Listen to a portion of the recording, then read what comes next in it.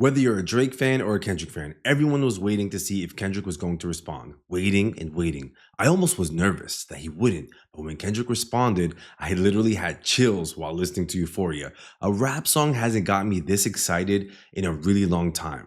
While everyone is rejoicing to not like us, rightfully so, it's truly a banger. It seems like it's become the anthem and victory song of the battle. I low key am scared to admit that I truly cannot get over Euphoria. This is not just the best song of the battle, maybe the best rap battle song in history. Not Like Us was a belt whooping, don't get me wrong, and it was the victory because it had mass appeal. But everything about Euphoria felt like torture, ripping apart Drake layer by layer, bar after bar, phrase after phrase, and Kendrick doesn't miss a single breath. Quadruple entendres, direct disses, psychological breakdowns, onomatopoeias with all his sounds and vocal inflections and modulations with his voice. It was truly a rude awakening for Drake. When I heard this for the first time, I said, this destroys push-ups, tailor-made, and anything Drake is going to come back with. I mean, even as a fan of some of Drake's music, I said, this is over. I was hoping Drake would stop here and leave it alone because he could have somewhat saved his reputation by keeping it just push-ups and Euphoria and not had a long drawn-out battle where he was wiped across the floor, him and his reputation. Surely we could say something similar about Meet the Grams and 616 in LA. I get it. I will get to those.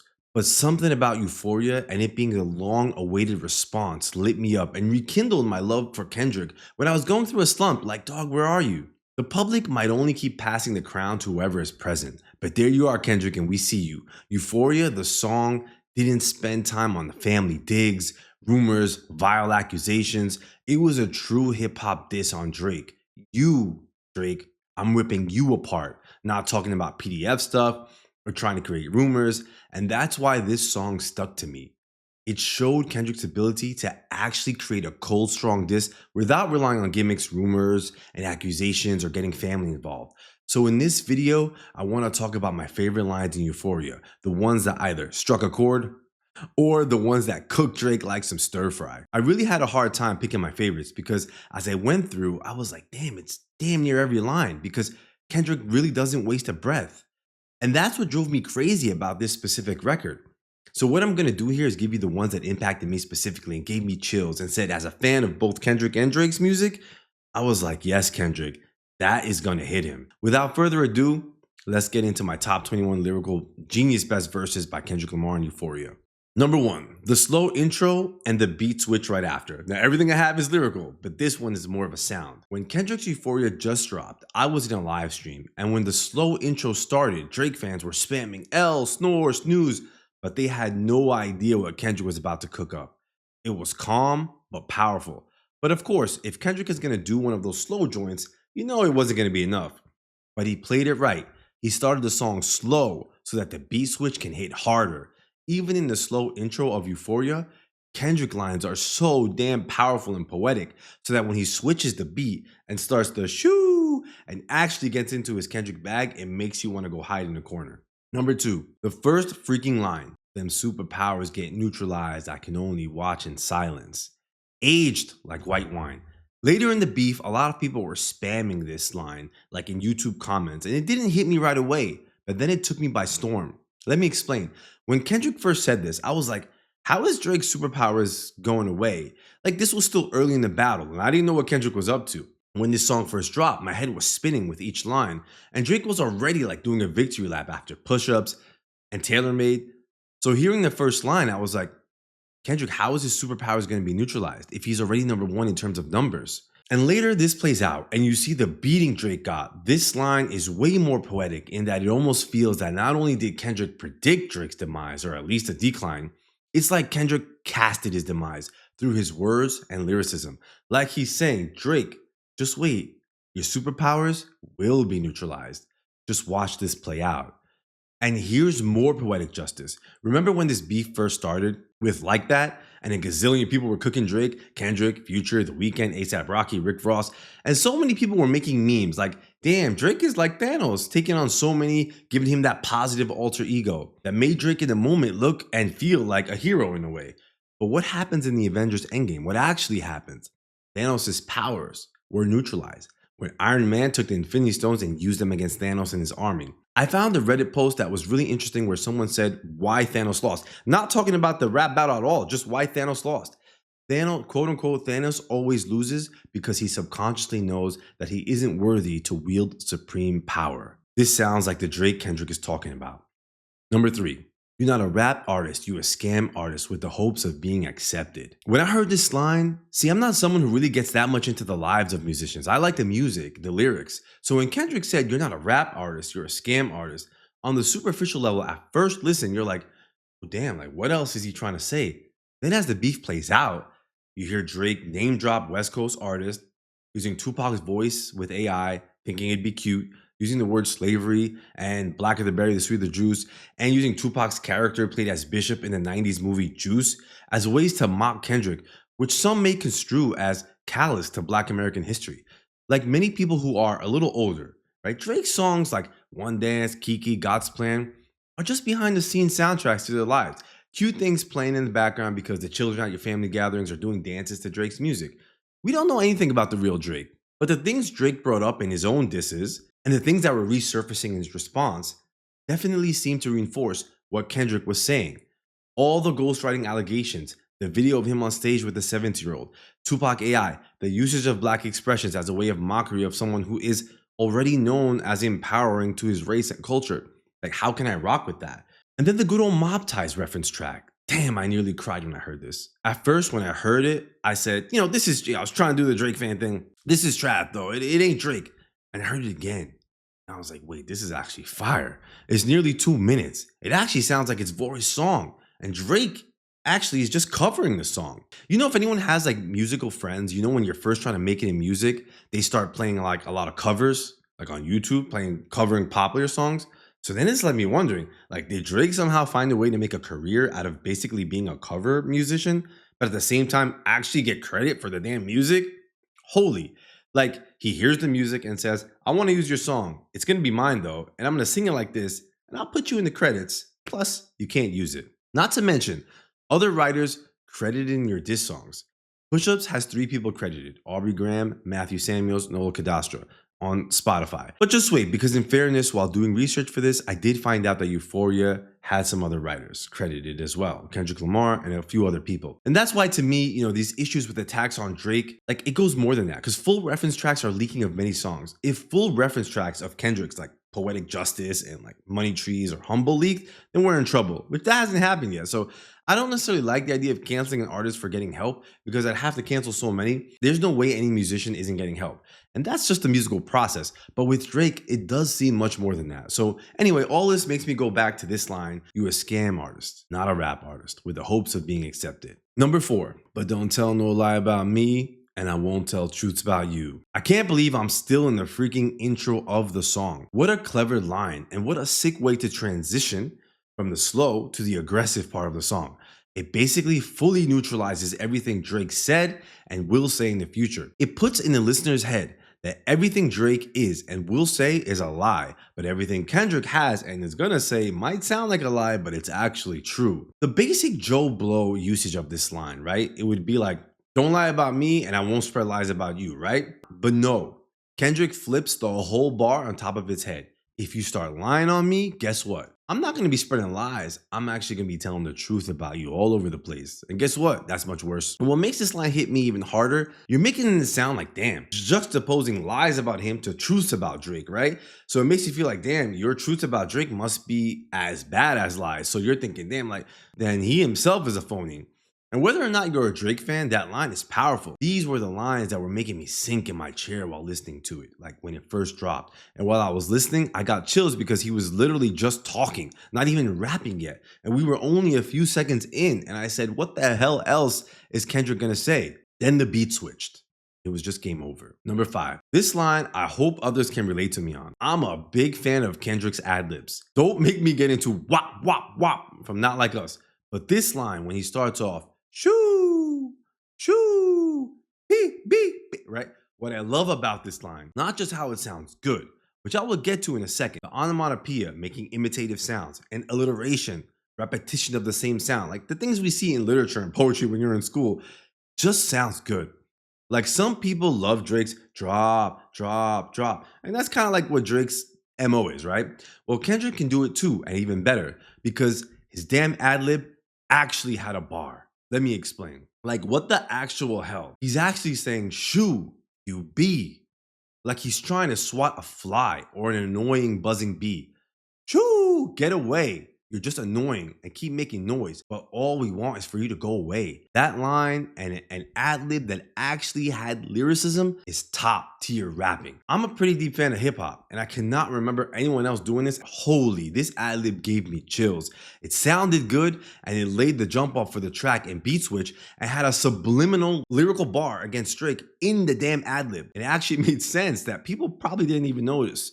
Shoo, shoo you be. 6. Once a lame, always a lame. Oh, you thought the money, the power, the fame will make you go away? This was almost my favorite line of the entire beef. It gave me so many chills because first, it puts this target on Drake that you were always corny and you're always gonna be corny. But when it's coupled with the next line, it hits like bricks. See, Drake was riding on money, power, and fame for the beef. He said, I'm the hit maker y'all depend on. You ain't in no big three. SZA got you wiped down. Travis got you wiped down. Numbers wise, I'm out of here. You not creeping up. Money wise, I'm out of here. You not sneaking up. Cornball, your show money, merch money feed us. Drake tried to pull the I'm bigger, better, more powerful than you, Kendrick. I'm more famous. I got more money.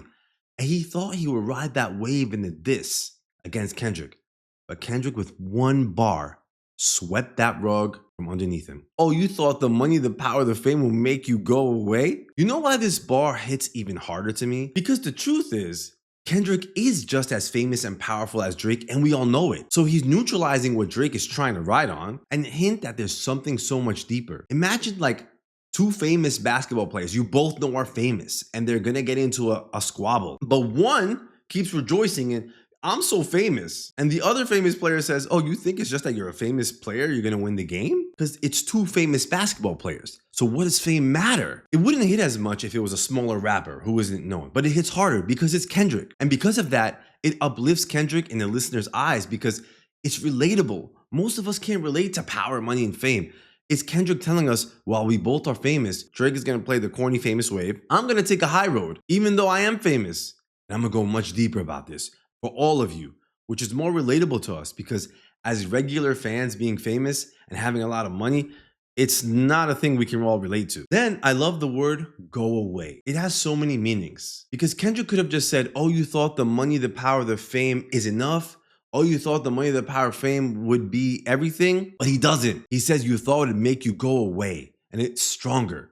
Like you thought it would, the money and the power would distance yourself from the fans, distance yourself from the truth that I'm about to explore. Exclude yourself, lift yourself away from all the dirt, from who you really are, or be outside of the realm of this domain. No, you can't run. That's what made it hit. Number 7, have you ever played? Have you ever, okay, homie, let's play? Have you ever walked your enemy down like with a poker face? Something about this line just set the tone. It's a simple thing. It just, to me, it was just the tone set that Kendrick was not just ready, but ready to start a massive battle. And that's when I heard that line, I was like, man, I don't know if Drake should continue this. Have you ever done what I'm about to mention? You think I'm little Kendrick? I haven't been through massive points of contention in my life and musical career. Not only did I, but I came out good in the end. So be careful. Let's not just start this battle. Let's play, Drake. Since you want to start playing, let's play. Number 8, the very first time I shot me a Drake, the homie had told me to aim it this way. I didn't point down enough. Today, I'll show you I learned from those mistakes. Oh, this line. A lot of people on YouTube spoke about this line already. Drake asked Kendrick to hit him with the entendres. So you know what? Kendrick hit him with a quick double entendre. The type of gun Kendrick is referring to is actually called a Draco or a Draco pistol. It's a compact version of an AK-47. He's describing a scenario where a friend told him how to use it. Maybe he's going through some shooting practice, but he fired it incorrectly. He should have aimed it lower. But Kendrick doesn't refer to it as a Draco. He calls it a Drake, which as far as I know is not a way to say Draco. It's not a typical abbreviation. So he's being even more obvious, more direct. So it's like he's saying the very first time I was shooting Drake. And there's more meaning here because not only does he use it as shooting Drake, but that Drake is lower than him. These kind of guns are not necessarily meant to be shot lower, but they have like really powerful recoil. So you have to control it on the kickback. And now he's learned from those mistakes and he's gonna get it right this time. Another interesting metaphor, it's kind of like he's juxtaposing it with the first time he took a shot at Drake. The first time I took a shot at you, because there are videos surfacing when Kendrick did the control room verse. That Drake came out and said, he didn't say my name, he wasn't even referring to me, so it's whatever. And if he was referring to me, then it's on, but he didn't say nothing to me, it was all love. So this is Kendrick's way to me of saying, the first time I aimed at you, Drake, you know what? I didn't aim it right, but I learned from that mistake. And this time, I'm gonna get you right on target. And clearly, the usage of lowering is another dig at Drake, who kept taking aim at Kendrick's height too many times. Even did it, he did it in push-ups and he did it in Family Matters. Like there wasn't much more. He flipped the height joke back on him that he's not only aiming, but aiming lower because Drake is beneath him. It's a hell of a bar. Number 9, got a Benjamin and a Jackson all in my house like I'm Joe, okay? Another line that Kendrick flipped back on Drake. What I love about this line is Kendrick didn't let Drake breathe. Because originally, this was a line that Drake flipped on Kendrick. Because in Like That, Kendrick first says, Prince outlived Mike Jack, bum. We all know there was this constant comparison between Kendrick, where Kendrick has this affinity to Prince and Drake has this affinity to Michael Jackson. Drake flipped the line that Kendrick said, cleverly I would say, maybe one of the very few clever bars from Drake's side. What's a prince to a king? He a son. And this line hit because it was a good flip. Prince? That's a son to me. I'm sonning you, Kendrick. But guess what? Kendrick flips it all right back on Drake. Kendrick is never letting Drake get anything on him, even a clever flip. Got a Benjamin and a Jackson all in my house like I'm Joe, okay? I have to say that the word Benjamin is a little mysterious to me. But to me, on a superficial level, I think it's just referring to money, like Benjamin and Jackson's, just referring to the presidents on the US bills, unless there's something between Benjamin and Joe that I'm not privy to. But the deeper meaning that's very obvious is the Jackson and Joe. I have a Jackson in my house like I'm Joe, okay? Joe Jackson was Michael Jackson's father, who had a reputation of abuse towards his kids. More clearly, Joe Jackson told the BBC News their reports on this that he used to whip Michael Jackson. Holy, how disrespectful. It's just insanely clever flip. Kendrick saying like, I have money in my house, 1, just like you. 2, I have you like a son getting whooped by his father in my house, just like Joe whooped Mike Jackson. There's your Michael Jackson double entendre, Drake. Holy. All right, number 10. Cutthroat business, you got shit twisted. What is it, the braids? I hurt your feelings, you don't want to work with me no more. Okay. Absolutely love Kendrick's varying voice inflections and interjections. I love the vocal modulations. It just really makes it bang. He knows what he's doing. He does it over and over. What is it, the braids? But it's just a nice random ass line. When you're fighting with someone and you're like, what is it? You just don't like my name or something? You don't like my shoes? What, I did something wrong to you by just being me? And a lot of times with bullies, that's all it is. They just don't like you for whatever reason. He's suggesting that Drake has unprovoked antagonism. So he's suggesting maybe it's actually me, Drake, and what I represent that you don't like. Now let's get on to the braids. What is it, the braids? A lot of YouTubers who reacted to this were saying that he's referring to Drake's getting braids. But no, I don't think so. And I don't even think Drake ever had braids except cornrows, as far as I know. I think he's referring to himself. Kendrick Lamar first debuted his braids in public, as far as I know, around 2016. The significance of braids are that braids are a traditional African hairstyle that holds cultural and historical significance. Originally, if I'm not mistaken, originated in Egypt. By wearing braids, Kendrick Lamar embraces and represents his African heritage, acknowledging the importance of cultural identity and history. And he's saying, what, Drake, you don't like that? I would say this is definitely the hint or the start of the theory of colorism between Kendrick and Drake that people started jumping on. I'm not saying Kendrick started. I don't even think Kendrick really started or laid that foundation anywhere. I think it was actually Drake who did it when started saying 2 light-skinned kids at the park, you know, whatever he said would be funny. Colorism is a form of discrimination where individuals are treated differently based on the shade of their skin within the same racial or ethnic group. And this is not only in the Black community. Many non-white races have issues of colorism. Colorism within the Black community specifically is also depicted very articulately in the late 80s film by the well-respected Black film director Spike Lee in an exceptional movie called School Days, one of his first, which was also a musical, ironically. And it was a movie that had several breakout roles for major Black actors that went on to be massive. Lawrence Fishburne was in it, who was later in the Matrix films and did a bunch of other stuff. Giancarlo Esposito, who is more recently most known for his villainous role in Breaking Bad, and Tisha Campbell, who was a major character in the 90s comedy Martin, the comedy that was done by the comedian Martin Lawrence. So go check that film out. Number 11. There's 3 goats left, and I see 2 of them kissing and hugging on stage. I love them to death, and in 8 bars, I'll explain that phrase. It's done, nobody could tell me. And he goes on. I pray they ain't my real friends. If not, I'm YNW Melly. This bar made me go bananas. after it actually hit me and I saw what Kendrick was able to do with it. Firstly, he's referring to seeing J. Cole with Drake in first person shooter and on stage acting all buddy buddy, and the infamous Big Three, which commonly refers to Kendrick, J. Cole, and Drake. My take on this is that Kendrick hates Drake, but likes J. Cole, and felt the way seeing them together, while he knows he never wants to be with Drake. You know, like when you have a really good friend and an enemy, and then you see them together, you're a good friend with your enemy, you're pissed. You're like, why are y'all two linking up? It's a very common feeling. Now I'm gonna get to what I think is much deeper in this. I was a little thrown off by I love him to death, because he kind of says I love them to death, referring to Aubrey and J. Cole, because he has a tendency to seem like he does like them both deep down, but doesn't want to be referenced with them, specifically when it comes to his art. And I used to feel weird about Kendrick thinking this. I was like, bro, why are you getting upset when J. Cole says, love when they argue the hardest MC, is it K. Dot, is it Aubrey or me, we the big three like we started a league, but right now, and so on. And then Kendrick comes back with like that. It's no big three, it's just big me. But later on, I understood Kendrick's perspective, especially as like a musical artist. He wants to be one of the greats, but doesn't feel he's necessarily comparable to them. And that's fair. So not only he's not comparable to them because he could feel like he's simply on another level, but also constant comparison can prevent your ascendance. If every time your name comes up, people put you with Drake and J. Cole's name, it could be kind of uncomfortable. Like Kendrick, I don't want to be part of that. And then when he saw J. Cole with Drake, it was like, huh. Now let's get to the part I think maybe some people missed. After that line, he says, and in 8 bars, I'll explain that phrase. And then he goes on to explain how he feels in 8 bars. This is just pure lyrical genius. I don't think I've heard this in any song before, because he says, and in 8 bars, I'll explain that phrase.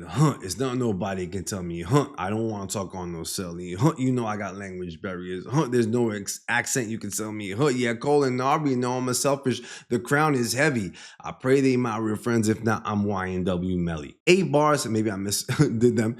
But whether it's through beats or the lyrics, there's 8 bars after that phrase. It's really beyond genius. Number 12. Yeah, F all that pushing P. Let me see you push a T. You better off spinning again on him. You think about pushing me. Again, lines that have, meaning, but also just more pure Kendrick vocal inflections and modulations. It makes it so memorable and impactful. He's clearly saying, I'm not the one. Go back and battle Pusha T instead of me. What makes this hit more is that Drake lost to Pusha T. So it's like, damn, go battle with the other dude that already beat you. But me, I'm on a different level. What do you think I'm gonna do to you if I'm telling you go back to that dude? Then he continues, he's Terrence Thornton, I'm Terrence Crawford, yeah, I'm whooping feet. Pusha T's real name is Terrence Thornton, and Terrence Crawford is a renowned boxer who had many accolades and awards for also competing in multiple weights. So he's saying, Pusha T, who already whooped you, he's still just Terrence Thornton, referring to him by his given name. But me, I'm like the boxer. I'm a different animal. And that boxer was known for competing in multiple weights, which is foreshadowing for the versatile lyrical whoopings he gives Drake that all sounded different. Euphoria, 616 in LA, Meet the Grams, and Not Like Us. All versatile. Also just a hell of a witty warning. Number 13. This ain't about critics, not about gimmicks, not about who the greatest. It's always been about love and hate. Now let me say I'm the biggest hater. I hate the way that you walk, the way that you talk. I hate the way that you dress, and so on. The way that you sneak this. If I catch fight, it's gonna be direct. I adore these lines because I was torn between how I felt about that line when it first came out. I was in between saying that, that sounds like a lot of hate in Kendrick. And Kendrick is bigger than that. But then I felt it was actually damn innovative and witty because amidst all of these other insane, very clever disses, he's just throwing in, you know what? Not only are you a bad person, I actually literally just hate you, genuinely. And I hate everything about you. It's actually low-key smart when coupled with other genius bars because in the end, it's truth and genuine. And I think people felt it because of that. Because a lot of us can relate to just hating people. We don't want to, but we do. And to hear, someone like Kendrick literally just say that, it just kind of makes it have an impact. Kendrick can't just say something simply without there being a twist. How can we forget? This comes off even more impactful because those weren't even his words. And I'm not gonna lie, I didn't really catch that all in the beginning, but they are the words of the late rapper DMX, who was very popular in this time. And he said it about Drake years ago when asked about what he thinks of Drake in a random interview. And that's what makes these lines even more impactful because it's like, it isn't Kendrick saying this, it's actually DMX. So it's so damn clever. You know, when you dislike something and then come up with proof, it hits more. If you say that you hate a restaurant and people don't really know why, and then all of a sudden you find out that that restaurant has 1 star by like 1,000 reviewers, it makes the original commentary, the original person more impactful. Like, damn, Kendrick is onto something. Even DMX, one of the greats, said this. Number 14, we hate the bitches because they confuse themselves with real women. And notice I said we, it's not just me, I'm what the culture feeling. To me, this is the line. This is the line that won the battle. When I heard it, I said it's over. It's literally over. And as a Drake fan, it's over. Kendrick brought up the elephant in the room that even Drake fans know, which is that Drake is not culture. And if you talk to most dudes, they're like, yeah, you know, Drake, whatever. I don't really listen to Drake. He's around, you know, he's around because of the hits, the features with younger artists, the quantity of music. Kendrick empowered his ideas by backing it up with culture, saying, hey, by the way, this is just how I feel, Drake. It's what the culture feeling. Now, this becomes a losing battle for Drake because if K-Dot is right, Drake has no chance, right? He's telling Drake, Brody, this isn't just me. Everyone hates you. And this is another smart technique from Kendrick. It makes his feelings relatable to the listener, even Drake fans. It's like the movie Get Out by Jordan Peele, where the main lady Rose does this psychological manipulation and puts control exerted over Chris through hypnosis, orchestrated by Rose and her family. I don't mean that Kendrick is like a manipulator, but through these words, which are already, they kind of ring true, he's influencing the listener and sort of putting the listener on his side, like it's us against him. And you, the listener, know you are the culture, or at least part of the culture. So you're like, damn, we should be feeling the way Kendrick feels also. And if Kendrick is right and the whole culture feels this way, I should be too. And don't get me wrong, there's some truth to these lines, whether he's attempting to influence or not, but it's damn clever. This line literally won me over. And this is what makes Kendrick top tier. There are many rappers who might battle, but they may not even be able to portray this sort of influence in a diss. But Kendrick was able to diss and smooth it into the listener so that you also deep down probably hate this guy just like me. You and we're the culture. What a smart line. Number 15. Yeah, my first one, like my last one. It's a classic. You don't have one. Let your core audience stomach that, and then tell them where you get your abs from. And then it goes on. B12 is a fast one. Bout, bout, bout. Last one, headshot for the year. You better walk around like Daft Punk. If you saw my last video, 25 Drake mistakes in the battle towards Kendrick, I already explained how like Drake's line, your last one bricked, was a big mistake, referring to Kendrick's Mr. Morale. It made no sense because after reviewing the numbers, Mr. Morale did exceptionally well and even had more first week sales than Good Kid, Mad City. It nearly had identical sales to Drake's last album, As of the Beef, For All the Dogs. So Kendrick was speaking absolute facts. He flipped Drake's line again. It was a response to Drake's line, your last one bricked, in push-ups, by saying, no, my first one was like my last one. It's a classic. You don't have one. Meaning Good Kid, Mad City, my first album is a classic, and it's like and just as much as a classic as my last one, Mr. Morale and the Big Steppers. They are classics in every sense. And you don't really have a true classic. And this is arguable, but kind of true, even as a Drake fan. Drake does have classics, but does he really have a classic album? Shit, Kendrick. Core audience stomach that and then tell him where you get your abs from. Now, again, more lies, throwing all these lies on Drake. V12, it's a fast one. The machine supposedly that does all the, I don't know, whatever he did, suck out the fat or fix your, I have no idea what these rich people doing. You better walk around like Daft Punk. So many bars in one line. The continuation of this bar has so much, but with so many entendres, he's essentially saying you really don't have a true classic. And try explaining that to your core audience that doesn't really understand what I mean by this. Just like you should start explaining to them your artificialness, your plastic surgery, Drake, the stuff they don't know about you, the stuff that you're trying to hide. Then more Kendrick onomatopoeia. Bow, bow, bow. Fast one. Holy, like walking around like Daft Punk who wear metal helmets because I'm aiming at you direct in the head, Drake. Number 16. I'm allergic to the lame shit. Only you like being famous. Yachty can't give you no swag neither. I don't give a about who you hang with. Again, ripping apart Drake. Layer by layer. What makes Kendrick's lines in Euphoria so great are they are hitting Drake right where all the sensitivities and insecurities lie. He puts aside money and fame. I don't like lame. You are lame. No matter about the money. You like being famous. And it's like you want to be famous. If you really get to the heart of the matter, it isn't something most people see as admirable. It's supposed to kind of just happen through talent. Pointing out that you, Drake, that you like and want to be famous, And Drake does come off this way. It makes the listener not like Drake more. No one likes someone trying to be popular and fit in, especially in a forced, sneaky way. You should earn your fame, right? That's what most common people feel. So that's what makes it more relatable. Then he goes on to describe, you're trying to get your swag from other people. You yourself don't have no swag. And a lot of us, I think,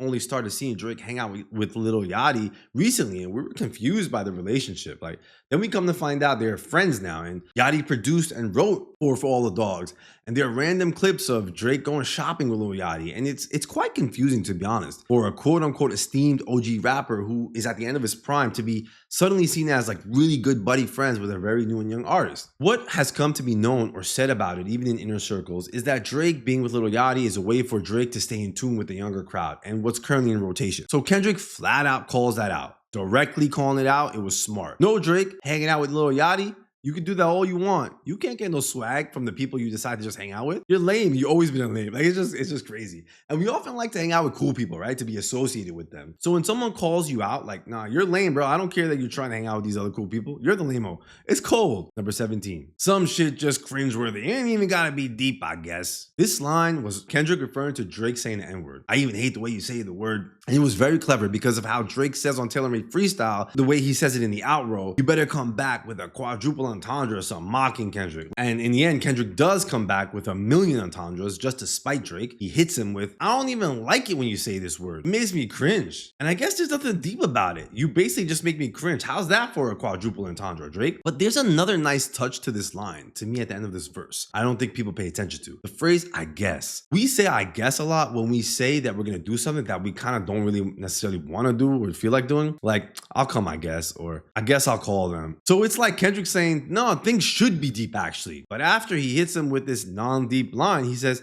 it ain't even gotta be deep, I guess. It should be deep, Drake, but for you and your fan base, sometimes, you know, I'm just gonna dumb it down for you. No offense to Drake fan base. Number 18. When I see you stand by sexy red, I believe you see two bad bitches. I believe you don't like women. It's real competition. You might pop ass with them. Ouch. This was Kendrick getting in his cooking bag. Just cooking Drake. And this line just makes me envision Drake like wearing a thong and sticking his booty, along with sexy red. A vision I just can't unsee. Which is what makes Kendrick so amazing. He knows how to paint pictures and tell stories, which is why in Mr. Morale, he said, you don't want to mess with him because I'll turn you into a song. It's a line, a very famous line in one of Kendrick's songs in the Mr. Morale and Big Steppers album. Also, at first listen, I originally heard, when I see you stand by sexy red, I see two bad bitches. Right? I was like, he's kind of cracked jokes on Drake saying he sees two bad. But no, it makes it worse because he's saying, I believe you see two bad bitches, Drake.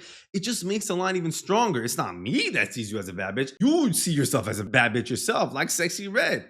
Holy. And then he further twists the knife by ensuring this isn't something to be proud of, Drake, or an upliftment to women, that you want to be like them. I actually don't think you like women. You do this because you don't like them and you're kind of competing with them in a way. This is another way Kendrick emasculates Drake in Euphoria. Number 19. Why would I call around trying to get dirt on? Y'all thinking my life is rap? That's whole shit. I got a son on a raise, but I can see you don't know nothing about that. Waking him up, know nothing about that. And then tell him to and it goes on to the nothing about that. Again, I love the vocal inflection. But after Kendrick is cooking Drake like stir fry, he gets into his consciousness bag, his morality. And I think it shocks the listener a little bit because while he's twisting the knife and sort of wrestling in the mud with like kind of like cold disses, he picks it back up and says, what is it with you thinking I'm gonna go around trying to find dirt on you and waste my time? That's what was said, right? Kendrick is trying to find dirt on Drake, and Drake's trying to find dirt on Kendrick supposedly to use in diss songs. But Kendrick ridicules this stupidity. Like, you're dumb. You think I'm doing that? You think I'll waste my time like that? I actually have a son to raise, Drake. But I guess you know nothing about that. And it hits harder because we all know about Drake's son. The line hits on so many levels because the last battle, right, Drake was exposed for having a son, so we all know about it. So now Kendrick is saying, you don't even care for that son like you should, because you sit here and think we should battle over some gossip. It hits even more because he's presenting the idea that you think I'm doing that fruity extra stuff, Drake? No, I'm gonna rip you apart with just my lyrics and see you for what you are, what you obviously are. And again, the damn good nostalgic vocal inflections. But I can see you know nothing about that. No, it makes the line hit harder because it brings back old Kendrick, the Kendrick side that we know. And to put this in a diss, bro, like, y'all thinking my life is rap? Such a beautiful line. I love how we all know Kendrick is one of the greatest rappers, but he still has the wherewithal to be like, you think my life is rap? And he doesn't say you, he says y'all. Could be referring to the fans, but like, it's nice. He's saying you all, like, so we're all listening, like, damn, Kendrick's speaking facts. I got other stuff. I'm a human being. I have a son just like you do. But guess what? I actually spend time with him. I actually doing the positive with him. And he goes on to say how he teaches them morals, discipline, speaking truth, being close to God. And again, these lines continue to detach Drake from reality, making him look like a monster who doesn't care about what most common human beings care about, while simultaneously making Kendrick look more civilized, human, and relatable to us. Number 20. In a 20v1, it's a 1v20 if I gotta smack dudes that are right with you. Yeah, bring them out too, while clean them out too. Tell Beam that he better stay right with you. Am I battling ghosts or AI? What a way to flip one of Drake's most popular lines in push-ups, where he was being seen as Thanos, taking on so many people and doing a victory lap, where some were rooting for him because, not so much because against Kendrick, because of some of the others like Rick Ross. And, Drake said in push-ups, as the beat starts changing and it picks up where he starts the lyrical tirade, Pip Squeak pipe down, you ain't in no big three, SZA got you wiped down, Travis got you wiped down. Big difference between Mike then and Mike now. What the hell is this, a 20v1? What's a prince to a king? He a son. Another line Kendrick flipped back on Drake, which I spoke about earlier. So here Kendrick flips one of Drake's most important lines back on Drake. It isn't you, verse 20. You're not the big shot Drake taking on all these people. It's me because I'm battling you, all your writers, and your usage of AI. So this line is not only flipped back, it contains the digs back on Drake. And I love when Kendrick asked, am I battling ghosts or AI? Like, it sounds like a valid question to the listener after we all know of, one, the many ghostwriting allegations, and then especially after the Tupac AI tailor-made freestyle. Like, a legitimate question, like, what exactly am I battling? Ghostwriters? But he actually says ghosts, which makes it hit even more. Or am I battling AI? Like, what are you? Again, it further rips Drake apart, detaching him from the audience. Number 21. Don't speak on the family, crodie. It can get deep in my family, crodie. Talk about me and my family, crodie. Someone gonna bleed in your family, crodie. I knew, and it keeps going.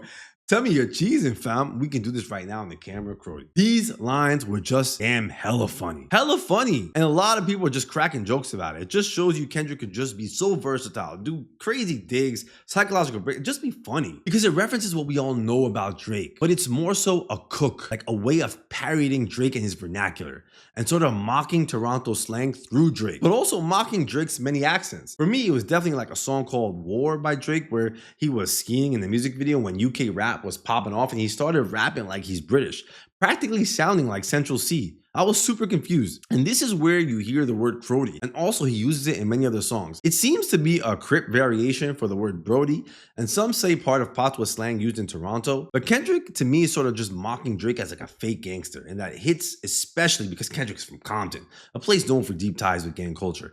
And again, this has more layers because in one of Drake's viral clips, he says that his cat is named Crodie. Like, why? I have no idea. So again, you and your cat too. And then Kendrick continues on with more Toronto slang, cheesing and the British slang fam. With cheesing in Toronto slang meaning to get pissed off, and I had to clarify this because in the US, cheesing, it just means like you're cracking a crazy smile. But the lines are just sound funny. Kendrick saying, come talk to me in your Toronto accent, buddy, or your British accent, buddy, so I can mock you and rip you apart at the same time, buddy. And these lines, to me, they just stuck, where people say this to remember the beef, and they will be forever nostalgic. Friends just telling each other, tell me you're cheesing, fam, or I be a new whole king eating fried rice with a dip sauce and blam me, crodie. What a cook.